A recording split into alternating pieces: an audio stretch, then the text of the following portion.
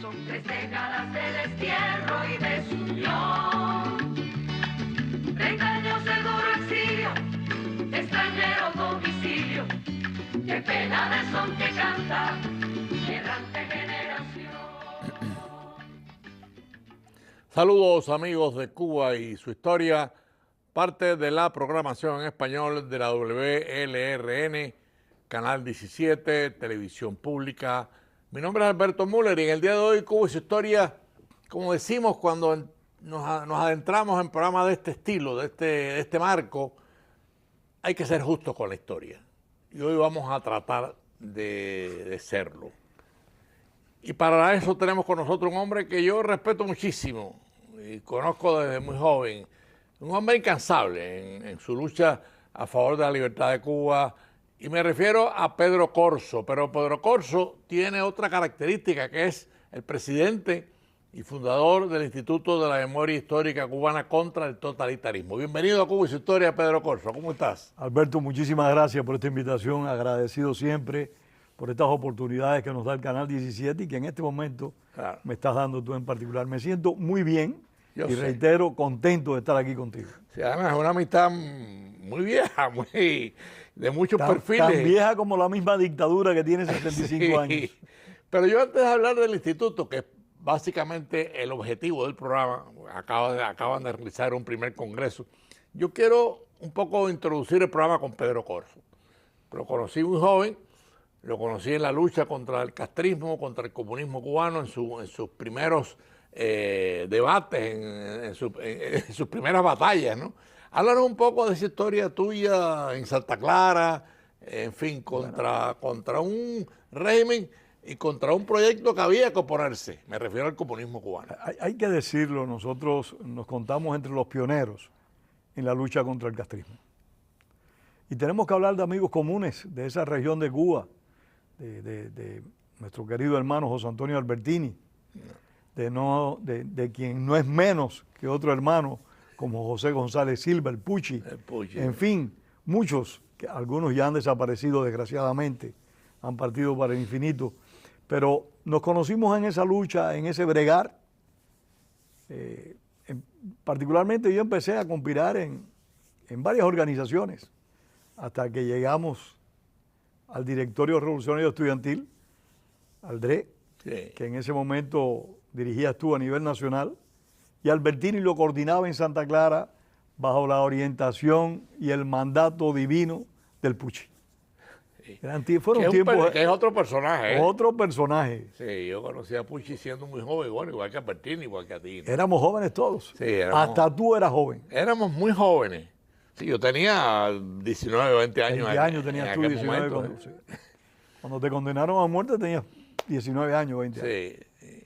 Pero bueno, por ahí inicias tú. Por ahí se inicia y se establece un compromiso de la lucha por la libertad. Pero Pedro, qué curioso, tú inicias este proceso con 19 años, 18 años. ¿No ha terminado para ti el proceso? No ha terminado.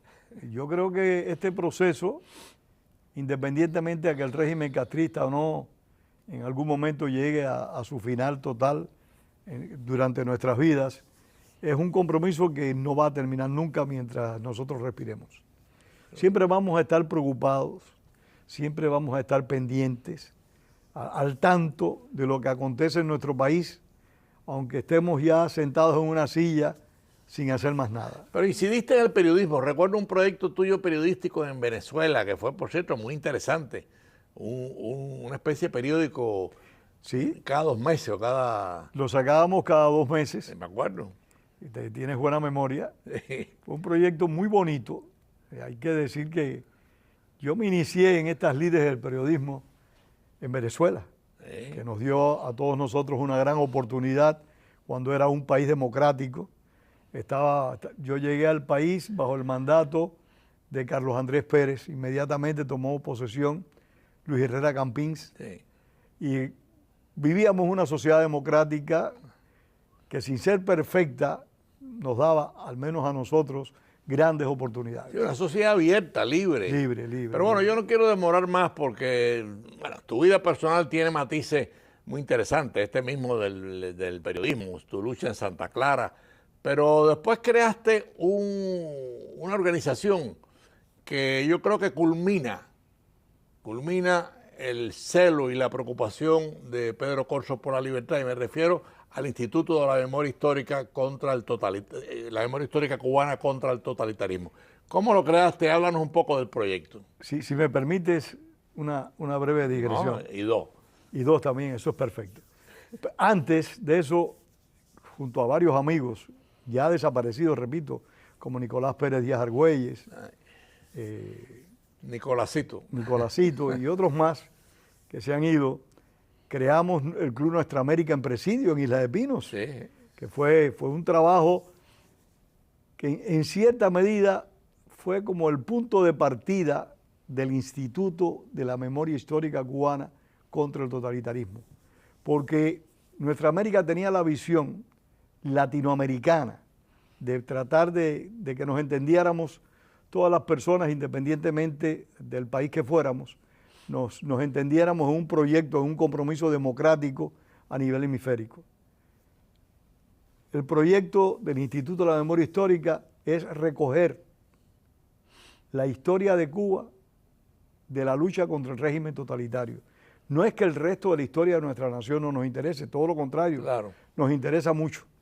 Pero nosotros nos dedicamos básicamente a investigar, a trabajar en el proceso de lucha contra el régimen totalitario que se inició en el mismo año 59, aunque todavía no teníamos totalitarismo, en el 59 y se mantiene todavía. Nosotros recogemos todo tipo de estrategia, todo tipo de acontecimientos, no discriminamos ningún tipo de labor en contra del régimen totalitario. Sí, aceptan todo, bueno, las tácticas y las todas las diferencias. estrategias, las técnicas, cualquier cosa. O sea que Nuestra América fue como un preámbulo. Yo considero que sí, yo me he puesto, converso mucho con otro amigo común, Ramiro Gómez Barrueco, sí, Manino. claro. Conversamos mucho sobre eso y sí, consideramos que fue en cierta medida Nuestra América como algo que nos preparaba para este tipo de gestión que realmente, Alberto, ha sido muy provechosa, porque en todos estos años, en 25 años que hace que fundamos el instituto, nosotros hemos logrado publicar más de 30 libros. El instituto se funda en 1999. 1999, 28 de septiembre, 29 de septiembre de 1999. O sea que es un instituto que tiene 25 años va a cumplir ahora. Interesante. ¿Y quiénes te acompañaron en ese sueño? Porque esto fue un proyecto sueño. que es casi un sueño. Yo me acerqué a varios compañeros nuestros de presidio y me dijeron, Pedro, eso no tiene sentido. Eso estás loco. Cosa que para mí no es nueva, ¿no? Que te llamen loco no es nuevo. Porque uno siempre sueña y nosotros somos soñadores. Claro. Y lo vamos a hacer hasta el día de juicio final.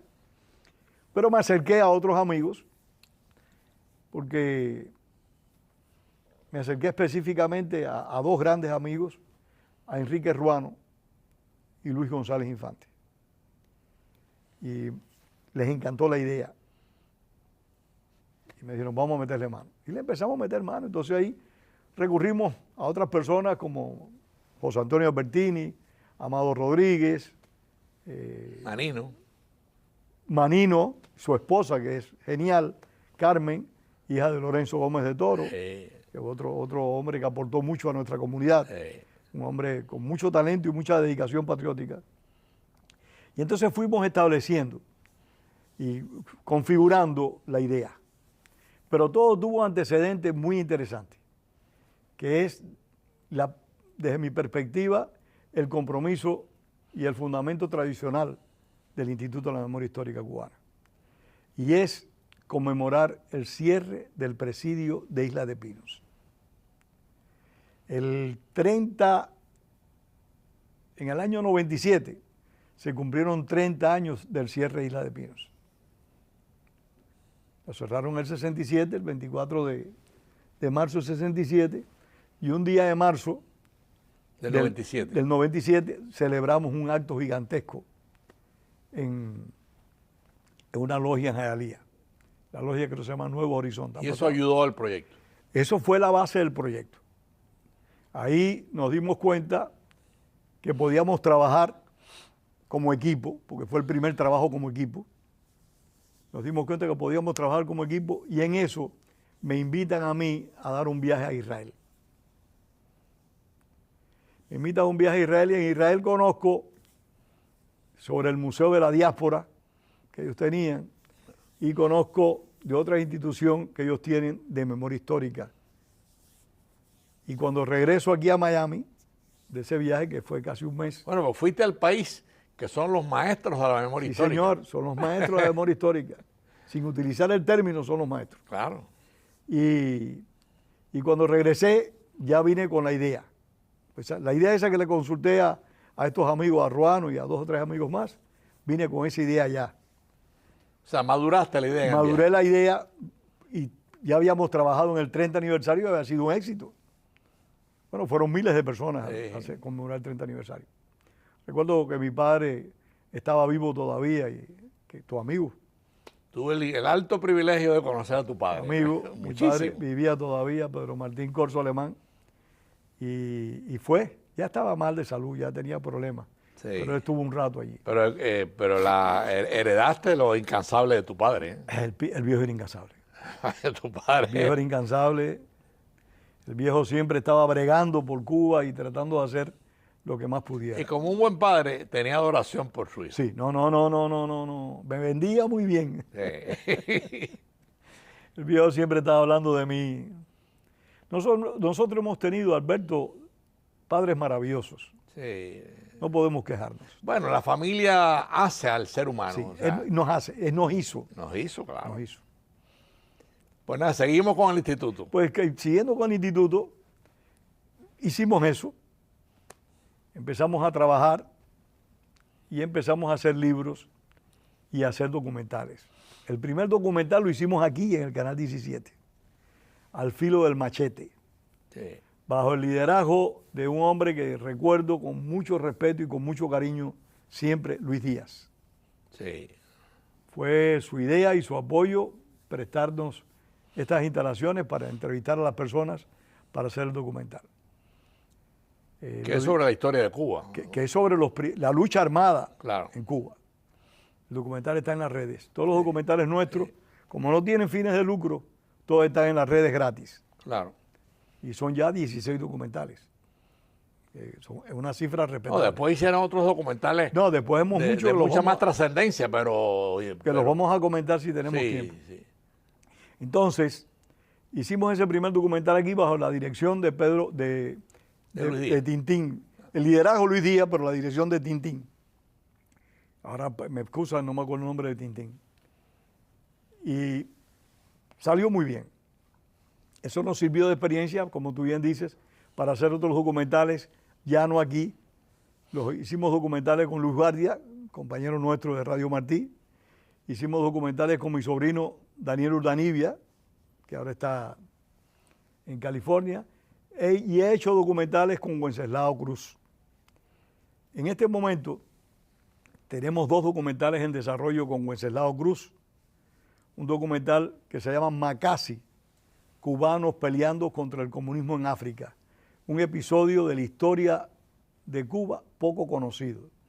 Y es que un número importante de cubanos fueron a combatir en África al comunismo, particularmente a Ernesto Che Guevara. En el Congo. En el Congo. Y esos cubanos, ahí murieron varios cubanos, uno de ellos fue devorado por los caníbales, un piloto. Tenemos un libro sobre eso que se llama así, Cubanos combatiendo en África, que ya está publicado. Que se está haciendo el documental ahora. Se está haciendo el documental ahora. Tenemos pietaje con pilotos cubanos piloteando aviones T-28. Aquellos avioncitos que utilizaron los americanos en Vietnam, también se utilizaron en el Congo. Aviones T-28 que eran a propela. Y tenemos un material que nadie tiene. Claro. Ahora, hay documentales de ustedes, yo no quisiera que corriera el programa sin pararnos en ellos, porque algunos son, yo lo considero espectaculares. Por ejemplo, el tributo a papá, lo hemos visto partir. Háblanos un poco de los documentales de más impacto que ustedes Bueno, de más impacto, yo creo que Tributo a Papá fue de un gran impacto. Sí. Pero yo los he visto partir, ha sido demoledor. Es un documental que al extremo que vamos a organizar, y estamos ya invitando para este mes de mayo, vamos a organizar una conferencia que se llama así, Yo los he visto partir. Un homenaje a los mártires de la lucha contra el régimen totalitario. Sí. Vamos a organizar una conferencia, en alguna medida reproduciendo ese documental. Que por cierto hay una canción de Villanueva. Fabulosa, que es la que cierra el documental, La Montaña. Muy relacionada. Que se ha convertido en el himno de Presidio, y algo muy interesante, Alberto. Te decía que las tradiciones nuestras están fundamentadas en el cierre del Presidio Isla de Pino. Nosotros conmemoramos todos los años el cierre del Presidio de Isla de Pino. Claro. Este último lo celebramos el mismo día 24 de marzo. Y tuvimos la suerte de que Angelito de Fana, que ese es otro hombre que no para, siempre está actuando y trabajando. Ese es el mismo que el sindicato de los incansables. Sí, señor. Yo creo que él es el líder del sindicato de los incansables. Sí. Porque yo a veces digo, compadre, vamos a detenernos. Y dice, no, hay que seguir. Él ha logrado que una gran cantidad de jóvenes se sumen a estas actividades. Y esos jóvenes se han aprendido la montaña. Y cuando nosotros terminamos los actos, nosotros los expresos, terminamos los actos y vamos a cantar la montaña, se nos suma una cantidad de jóvenes activistas. Es que la montaña, además de una canción, es una poesía, sí. Es un canto a la libertad. Es un himno, de verdad, es un canto de amor. Claro, es increíble. Un compromiso muy claro. Yo creo que Villanueva ahí se quedó frito después que la compuso. En paz descanse Manuel Villanueva. Sí, que en paz descanse, un hombre tan bueno. La nobleza personificada. Sí, yo recuerdo en el plan de trabajo forzado, él siempre, porque éramos grandes amigos de la universidad, él siempre se ponía al lado mío.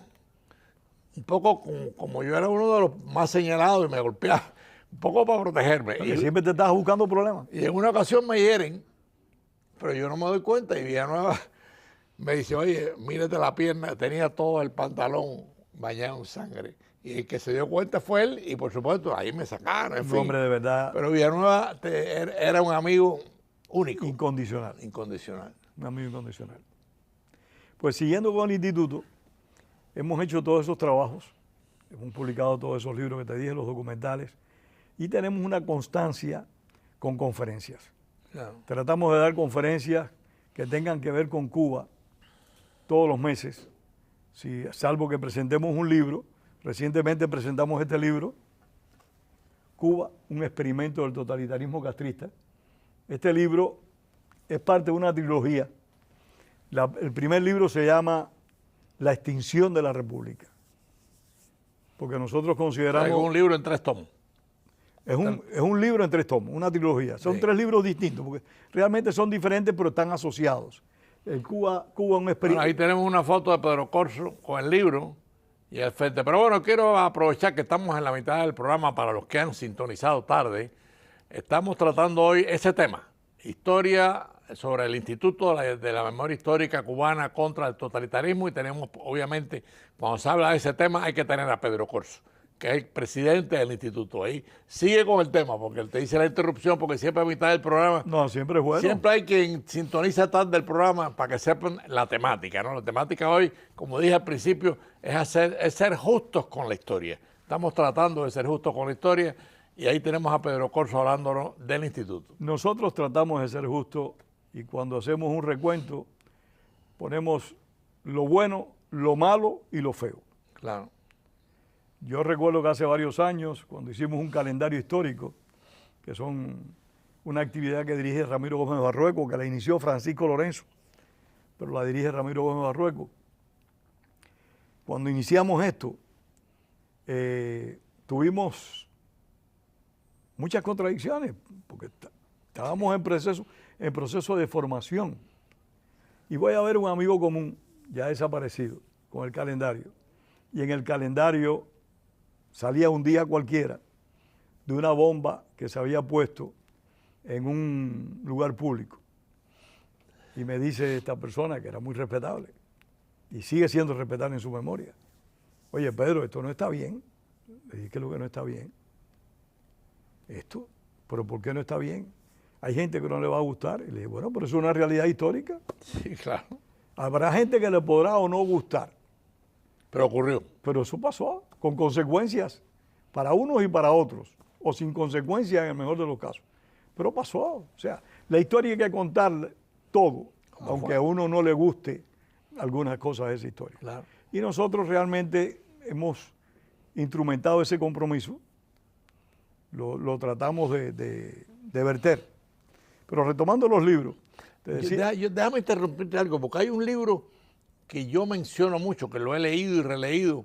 Yo creo que lo hicieron ustedes, el de los pueblos cautivos. sí, lo hicimos nosotros. Bueno, ese para mí es uno de los libros históricos de más importancia en los últimos años en la historia de Cuba, porque ustedes rescatan un tema que estaba como oculto. No. Y un tema ignorado, peor todavía. Sí, háblanos de ese. Ignorado. Sí. Mira, eso ocurre porque dos de los fundadores del instituto, ya desaparecidos, José Fernández Vera y Lázaro Machado, después de haber cumplido su sentencia de prisión en Isla de Pino con nosotros, Sí, coño. fueron desterrados a Pinal del Río Machadito, con los claro. pueblos cautivos. Sí.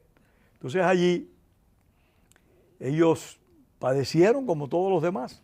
Y cuando llegaron al exilio, que fundamos el instituto, te repito, ellos fueron fundadores y ya murieron, nos dijeron al resto de la directiva siempre, hay que hacer algo de los pueblos cautivos. Desgraciadamente, como nosotros nunca hemos recibido respaldo, tampoco lo hemos solicitado, de ninguna institución gubernamental. Eso es lo que le da grandeza al instituto. Yo creo que sí, en cierta Grandeza medida. moral. Sí, eso sí, eso sí. Pero como me dice un amigo común, hubiéramos hecho mucho más si nos hubiéramos preocupado por buscar ayuda, porque... Pero bien, lo primero que hicimos fue un documental, que lo dirigió Wenceslao Cruz, Sobre los pueblos cautivos. sobre los pueblos cautivos. Ahí está, lo pueden ver, y realmente lo que tú bien dices, es una historia apasionante y muy dramática. Y después viene el libro de Idolidia. ¿No fue ella la que lo escribió? No, el libro de los pueblos cautivos lo escribimos Amado Rodríguez, A ver. Idolidia, Daria y yo, los tres. Sí. Fuimos los que lo escribimos. Y realmente fue un libro muy fuerte, pero el documental es fabuloso. El documental tiene vivencias, testimonios de personas que pasaron por los pueblos cautivos, incluidos niños de brazo, ya adultos, por supuesto, hoy, que fueron enviados con sus familiares cuando tenían meses de nacidos a Pinal del Río. Sí, bueno, porque se habla mucho de la reconcentración De en la guerra de Valeriano Huelle. independencia. Y los pueblos cautivos es un proceso muy parecido, Sumamente parecido. pero profundamente injusto y En cruel. todos los aspectos, en todos los aspectos, todos los aspectos. Todavía hay personas viviendo en los pueblos cautivos. Sí, todavía. Y a veces uno solo habla de los pueblos cautivos de Pinal del Río, pero es que el castrismo impuso pueblos cautivos en buenas partes de la isla, en la provincia de Camagüey, en la provincia de Oriente. Bueno, pues sigamos con el instituto porque quedan obras por mencionar y nos quedan 7 minutos de programa. Bueno, pues te hablo del Congreso, el último evento grande que realizamos. El primer congreso, que fue muy interesante. Sí, fue el por cierto. 24 de febrero de este año. Escogimos ese 24 de febrero con toda intención por el grito de baile para hacer una vinculación histórica. Celebramos este congreso que se tituló Legado del régimen, trágico legado del régimen totalitario cubano, dedicado a la memoria de Francisco Paco Talavera, como un amigo, un gran compañero. Sí, un gran luchador. Un gran luchador. Otro hombre que tampoco se cansaba, Paco Talavera. que murió muy rápido. Aquí lo tuvimos nosotros en Cuba y su historia antes de morir, por cierto. Antes de morir lo tuviste aquí. Este fue un congreso muy interesante donde los expositores hicieron una memoria, un recuento, perdón, del legado trágico del régimen totalitario. O sea, la tragedia que ha sido para la nación cubana el régimen totalitario. Por ejemplo, Luis de la Paz. Y eso lo van a hacer un compendio de eso. Vamos a hacer un libro, Claro. pero a la vez está grabado. O sea, tus televidentes pueden entrar a YouTube y buscar Primer Congreso de la Memoria Histórica y ahí está grabado el Congreso completo. Claro, sí. Con todos los ponentes, sin que falte absolutamente nada. Te digo el libro porque yo estuve en el congreso y me pareció... Vamos a hacer un libro. Me pareció Luis de la estupendo. Paz y Rolando Morelli 2 directores del instituto están responsabilizados con hacer ese Pedro, nos quedan 4 minutos y me gustaría que trataras de, sé que nos quedan temas fuera, pero un poco resaltar lo más importante. Bueno, yo creo que lo que hemos hecho ha sido positivo, pero lo más importante es lo que nos falta por hacer. Claro. Tenemos varios proyectos, ese que te decía de los Macasi, de los cubanos peleando en África, que es un documental que está por terminar, junto a otro documental que es muy interesante, que es sobre Armando Sosa Fortuny, el compañero nuestro de prisión, que cumplió 44 años en la cárcel en 2 etapas. Sí, pues después regresó. Sí, señor, regresó con las armas en la mano. Y murió en la cárcel. Y murió en la cárcel. Armando Sosa Fortuny. Tenemos un libro sobre él ya, pero queremos sacar un documental que está también bastante avanzado. Los dos los está haciendo Wenceslao Cruz. Tenemos el proyecto de organizar, ya vendremos por acá si tienes oportunidad, cuando nos acerquemos, celebrar el 25 aniversario del cierre de Isla de la fundación del instituto, con un almuerzo. Que ya eso es este año. Sí, este año, ahora en septiembre, el 29 de septiembre. Tal vez sea ese mismo día u otro día, vendremos por aquí y le informaremos a los televidentes para que participen y allí tengan acceso a más información del instituto. Cuba y su historia está abierto. Muchas gracias. Obviamente a todo proceso que sea justo con la historia, y el instituto no pudo haber sido ni puede haber sido más justo, porque lo sigue siendo además. Es que es un compromiso que tenemos un compromiso con la verdad, tenemos que honrar ese compromiso. Bueno, pues Pedro, nos queda 1 minuto, lamentablemente el tiempo corre más rápido que nosotros en la televisión, esto lo repito mucho porque es así, llevamos muchos años haciendo radio y televisión y el tiempo a veces nos deja movidos en la carretera, ¿no? Pero te agradecemos muchísimo tu presencia en Cuba y su historia, porque, perdón, como dijimos al principio, Pedro Corso es la persona más indicada de ser justos con el instituto, porque lo fundó, es su presidente y por supuesto han hecho una labor, como ustedes han podido compartir, extraordinaria con la historia, porque hay que aprender que la memoria es lo que va a dejar grabado lo injusto del comunismo en Cuba y por supuesto las ansias de libertad de todo un pueblo que sigue luchando por esa meta, ¿no? Bueno, todavía hay en Cuba, 65 años después, más de 1000 presos políticos, sí. Y la mayoría son jóvenes. Sí, la mayoría son jóvenes.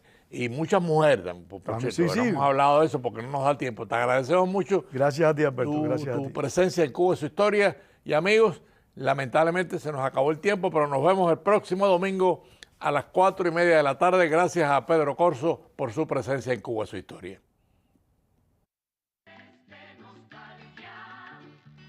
Son 3 décadas de destierro y